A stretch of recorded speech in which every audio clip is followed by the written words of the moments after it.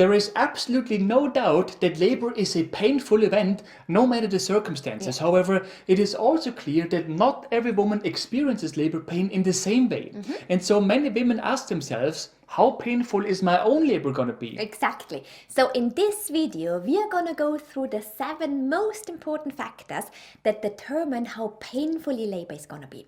Plus, we're also gonna discuss what labor pain feels like for most women. Yes, this is Natalie, a pregnancy and birth consultant and TCM therapist. And that's Matthias, a researcher and science geek, and we help expecting mummies and their babies naturally and science-based. So how painful is your labor gonna be? Okay, so let's share the good news right from the start. In 2018, the American Society of Anesthesiologists commissioned a survey on labor pain management. And believe it or not, but nearly half of first-time moms, 46% to be precise, said that the pain they experienced with their first child was actually better than they expected. Yeah. In other words, labor was not as painful as they thought it would be. Exactly. On top of that, 45% of women described the level of pain experienced as extreme menstrual cramps. 16% said it was like bad back pain, and 15% compared it to a broken bone. Exactly. But although those women use sort of common terms to describe the level of their labor pain, the bottom line here is that every woman experiences labor pain in a different way. And the first factor that affects the level of pain is whether or not this is your first pregnancy. Yes, there is a tendency for first deliveries to be a bit more painful than subsequent deliveries, which makes sense, of course. Yeah. Obviously, the disadvantage of first deliveries is that your body has never pushed a baby through your pelvis, birth canal and vagina before, right? Everything is really tight in there. But in subsequent deliveries, because your body has gone through this already, things tend to go smoother. Yes, and of course it's also a matter of experience, right?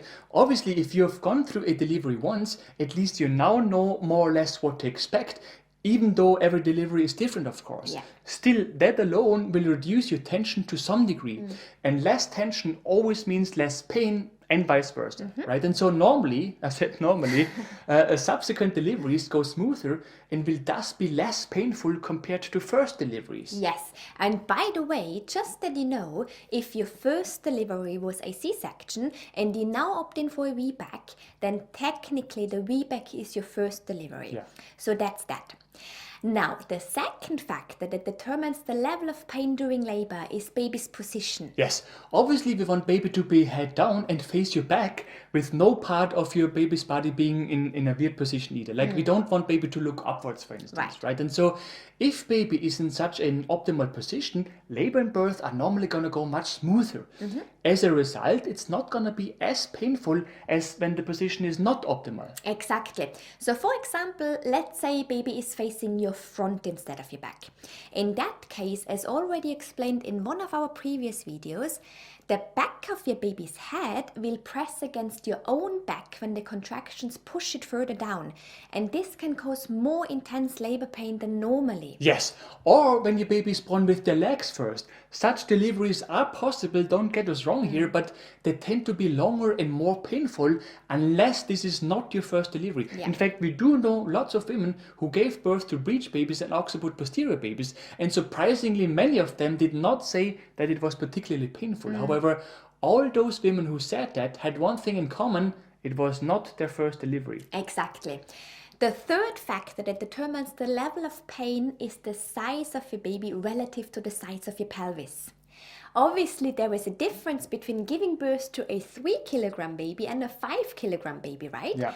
Squeezing a big head through a bony pelvis can be a challenge. Yes, but we clearly want to point out that in theory it is possible to give birth even to big babies, although there are natural limits, of course. But in general, it is possible thanks to a process called molding, where the shape of your baby's head sort of adjusts to the birth canal. Yeah. But of course, this takes time, and whenever something takes more time during labor, it is also considered more painful because obviously you have to endure your contractions for a longer period of time, right? Exactly.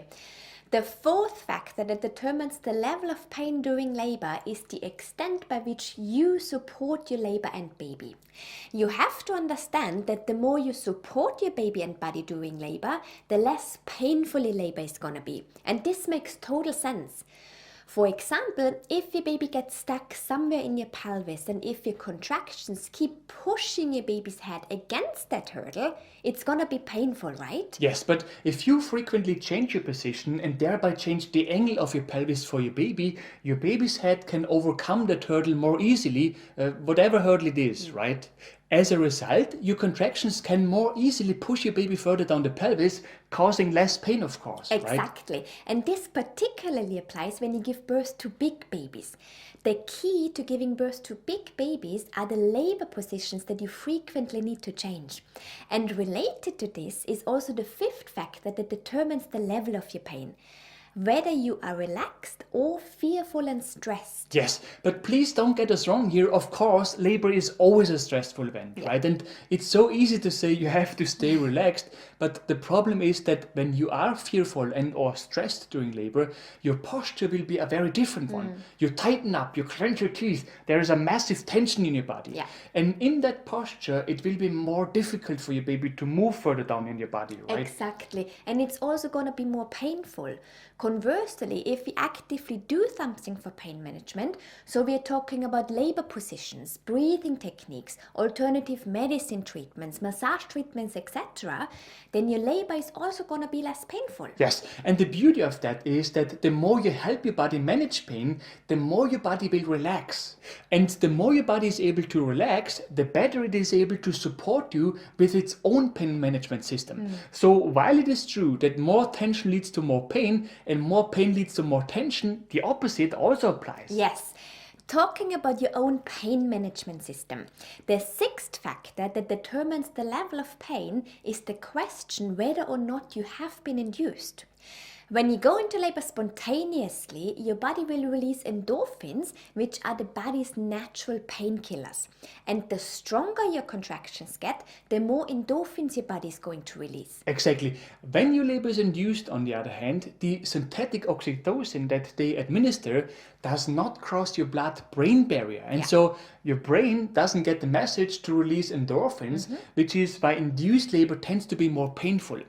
And this leads us to the seventh factor that determines the level of your pain that you're going to feel, your pain tolerance. Yes, we're not gonna lie to you. Your pain tolerance plays a big role in how painful you will experience your labor.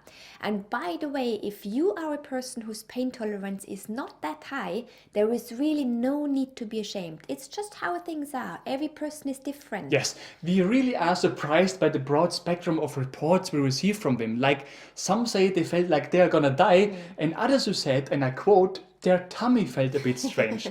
Or recently, someone told us that she walked to the hospital in active labor and she was 7 centimeters dilated when she arrived. So really, it is so difficult to say how painful your labor is going to be because despite of all those factors that we mentioned today, that last factor, pain tolerance, can just be the determining factor overall eventually. Right. In any case, the key is to be prepared for your delivery so that you know how to help your body manage pain. And one of the most important tools to manage labor pain is your breathing. It can help you stay relaxed. It has a positive impact on the body's own pain management system. And it can even speed up labor and support your baby. Yes. If you want to know how you can use your breathing to do all the things that Natalie just mentioned, watch our mini birthing course. In that course, we teach very simple but highly effective breathing techniques for labor. And we also show you with the help of a device how they affect your body. If you like, watch it right now. You can find the link in the description below this video. Right. If you have found this video helpful, we would appreciate if you could leave us a like below this video. Yes, and for more useful tips and tools on pregnancy and baby related topics, make sure to subscribe to our channel and to hit the bell.